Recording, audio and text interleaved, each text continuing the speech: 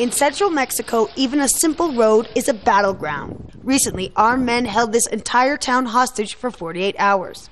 When the siege ended, 2 were dead, and 1 police officer had been kidnapped. A message to others in law enforcement that they could be next. After the attack, most of the police force resigned, including Ramon, who's been patrolling these streets for more than a decade. Outgunned and outmanned, Ramon says he no longer felt his badge and gun gave him the authority he needed to enforce the law. We're easy targets for these heartless criminals who don't care about anyone, least of all us, who are the only ones capable of confronting them. He agreed to return to work only after the army sent in reinforcements and provided much-needed security. The army has set up 2 checkpoints throughout the city, and they're checking cars that are coming and going. And what they're trying to do is reinforce the local police, which are now working at only half capacity. Poorly paid local police throughout the country are often victims of the violence they themselves try to battle.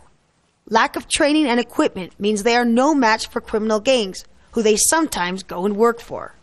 The mayor says his town is like many in Mexico, caught up in drug violence. We feel totally helpless, and at times I think, what is the solution? To arm everyone so we can defend ourselves? Vigilante justice is fast becoming the norm in Mexico. Citizens by the hundreds, aware that the police can't stop the criminals, are arming themselves.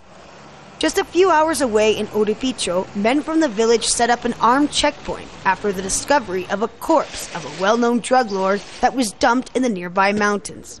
We decided to do this because we needed to protect ourselves. If we don't, who will? Back in Marcos Castellanos, Ramon investigates a break-in. He says he's happy to be back at work, but doesn't know for how much longer.